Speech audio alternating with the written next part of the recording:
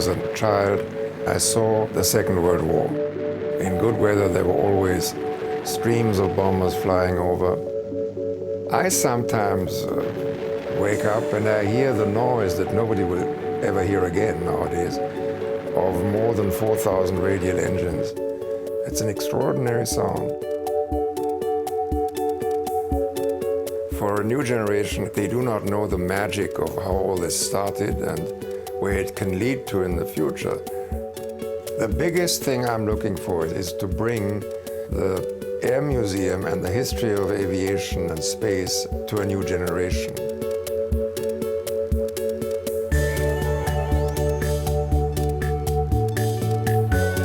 The Pima Air Space Museum in Tucson, Arizona, opened in 1976 as part of the nation's bicentennial celebration. Since then, their collection has grown to over 300 aircraft, second only to the Smithsonian.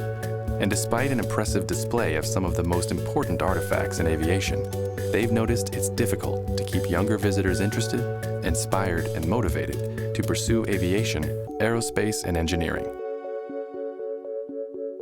I think kids are less interested in aviation today. I think there are a lot of things that compete for their attention. There's Xbox, there's Facebook.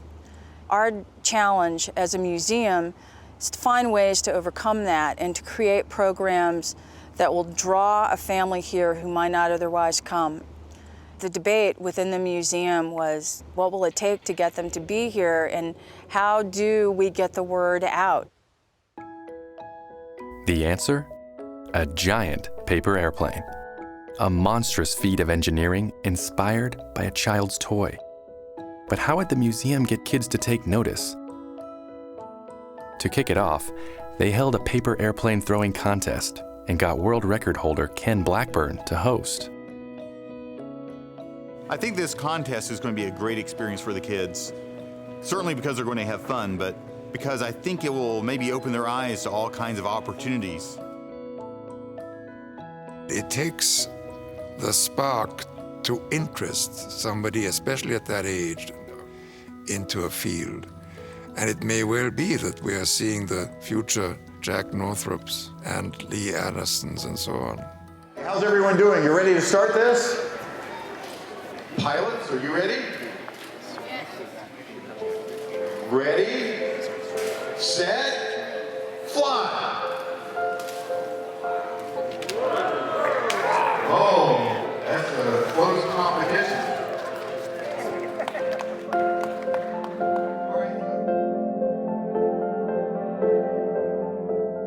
Second round. How far did it go? He said about 77 feet, and he said it was the longest flight of the day. That's what he said, and it went past like the fourth line. So I'm really excited. Heat 4, fly. Wow, nice flight. That is number 4. Hours of competition and hundreds of folded paper planes later, we found our winner and guest engineer for the project. Winner is Arturo Valdenegro. Please come up here. Great job. Great job. Congratulations. I hope he becomes an engineer in aviation. So what did you guys think of the competition today? It was awesome. Really close. This isn't it. The Great Paper Airplane competition was just part of the overall project of what we're trying to do, which is to build the world's largest paper airplane and to fly it over the Arizona desert. Having seen enthusiastic children fly paper planes which they folded together, when I see that this giant, over 40-foot paper plane will actually fly, I will have a sense of triumph that this crazy idea was a good idea.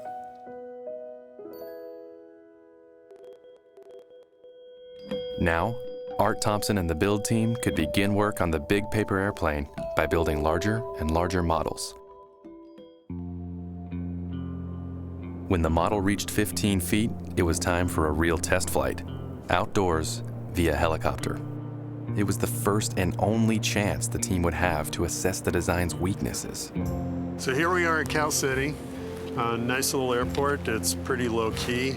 We're going to be out here flying the 15-foot paper airplane. Hey, Arturo. Oh, hey. So are you excited? Yeah. You want to see it? Yeah. We'll pull it out. Okay, Let's take a look. Come on.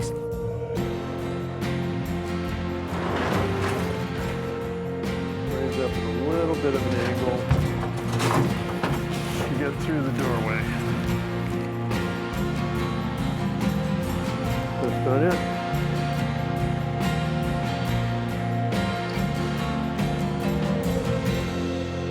So Arturo, what do you think? It's cool. So what made you guys put that there? So what the bracket does is, this is for picking it up with a helicopter. The center of gravity on the airplane is right about at the quarter chord of the wing. And so this is about where the center of gravity is. So when we pick it up with a hook from the helicopter, we want to have it a little bit far forward. And you probably understand why, right? So it has like more time up in the air and it wants to go up? Exactly. It wants to have the tail drag a little, and as they pull it, it's going to want to lift a little bit. So we'll see. Should be interesting. Are you excited? Cool. Yeah.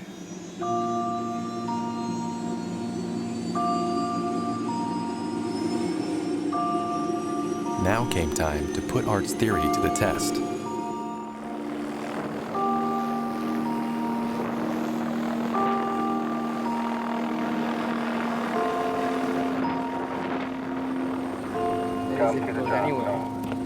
Copy that, we're going over.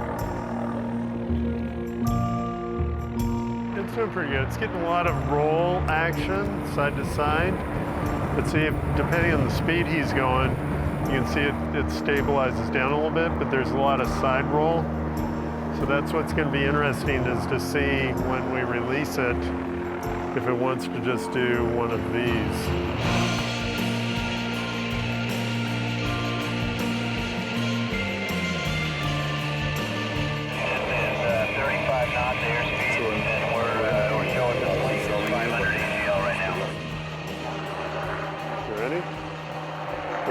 Now. Drop, drop, drop. Yep. Oh, the drogue chute. Oh.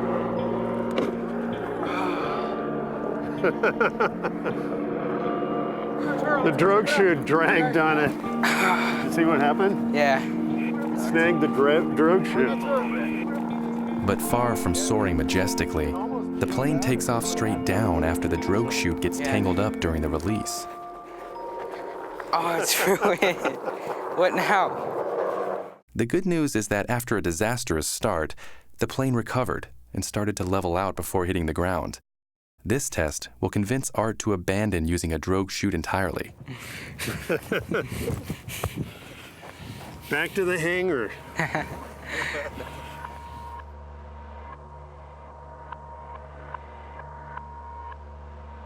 With the test phase over, the build of the final 45-foot plane begins. The team will end up using over 800 pounds of paper product. Despite the nosedive during the test, Art chose to keep the lift point in the center of the plane because it will give the plane the best chance for a level release and flight.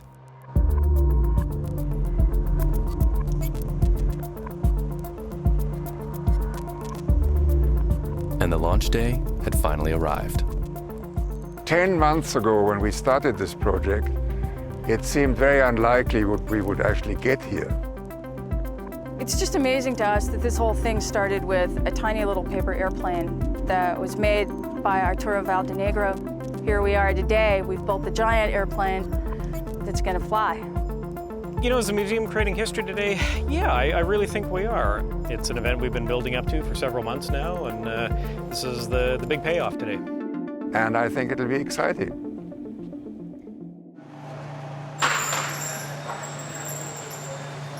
The big thing is, with the paper, there's no structural integrity to the paper airplane. On the ground, it's super fragile. You know, Until you get it's some wing basically loading. just holding together. We got to get the thing up in the air and get a little bit of wind under it, and then that's going to relieve some of the pressure for the wing loading, and we should be okay. But I think this is why they don't build 45-foot paper airplanes. With the final preparations complete, it was time to roll the plane out of the hangar and onto the runway. Getting ready to lift off with the great paper airplane. We have a helicopter ready to pick it up at the end of the runway. We're going to do a quick center of gravity check. Worst possible outcome, it comes apart as we're picking up the airplane. The plan is to lift the plane via helicopter by its center, so the center of gravity test is critical. It will determine if weight has been distributed evenly across the massive shelf of paper. Too much weight at the front and the plane will fall straight down. Too much toward the rear and the helicopter won't be able to pick it up. And it's already under a tremendous amount of strain with what it is. See, I get worried. See the deflection there? Yeah. Down in that valley. It's like the wing is creasing. Right, and I think we need to pick it up more to be able to see what it's doing. Because as you pick up and rotor wash, there's a good possibility it's just going to buckle right along that line. And Art's concern was well-founded.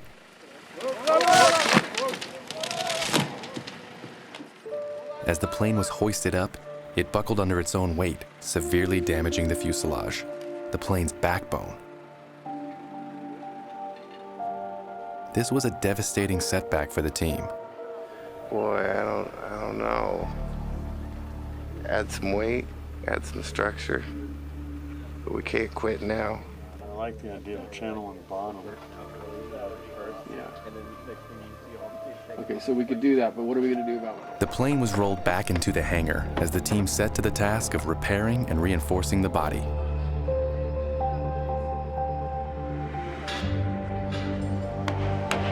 But there was a larger issue there. Was it even possible for a paper plane this size to be lifted by its center? Or would it still be too heavy and crumble again? It took months of building and testing to get to this point, but Art and his team now had only a few hours to get the plane ready all over again. The race was on.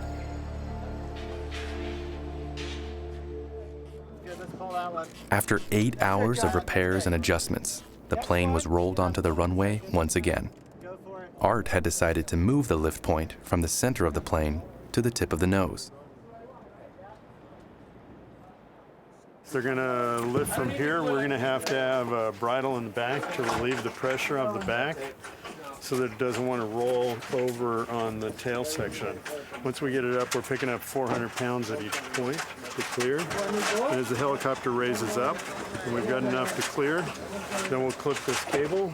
The back end will swing out, and the helicopter will hopefully take off with the airplane. Cross ties are basically helping take up the wing loading because the paper isn't strong enough to carry a 24-foot wingspan. This new lift point made it easier to lift off the ground, but less stable in tow and flight, and the wind wasn't helping either. Wind speeds had increased throughout the day, and the team was no longer met with the calm morning they had planned for, but a gustier evening. But they were out of time. It was fly now or never.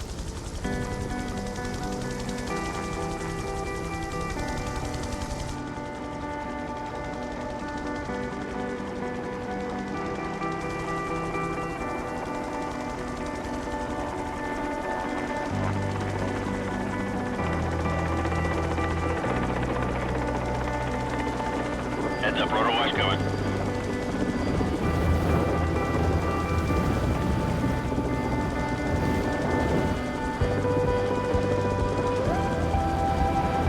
Okay, coming up, coming up.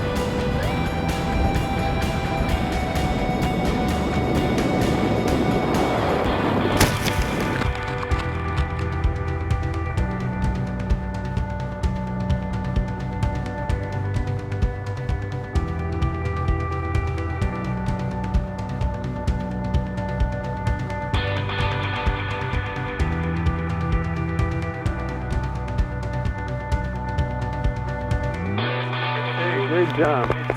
Great job. Yeah. It descended about 1,500 feet while it was accelerating, Uh-huh. and then it would gain so much speed it started to delaminate in the back. And stuff was coming off. Yeah. So it flew.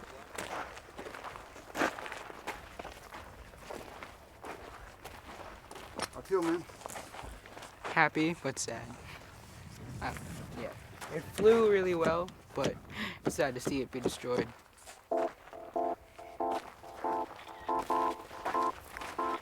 I don't think we're hanging it in the museum. What do you think?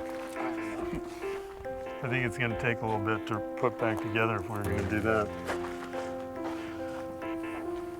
But it did pretty good. Yeah, it flew really well. Yeah. It's a lot of fun, right? Got to be around a bunch of friends and have fun doing it, you know? So that's what it's about. That's what it's about.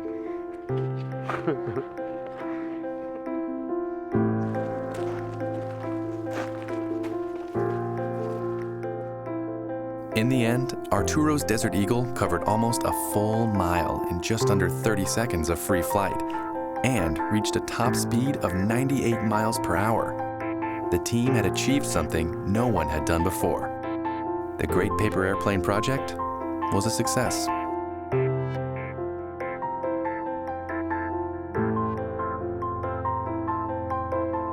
What we're hoping happens is that kids all around the world are going to see the video of that flight, and they're going to be inspired to dream dreams of their own and pursue careers in science and technology and get involved with projects like this. I think the success of the project is really the inspiration. We are extremely proud that every school district in Tucson now says, when are you going to do it again? And we probably will.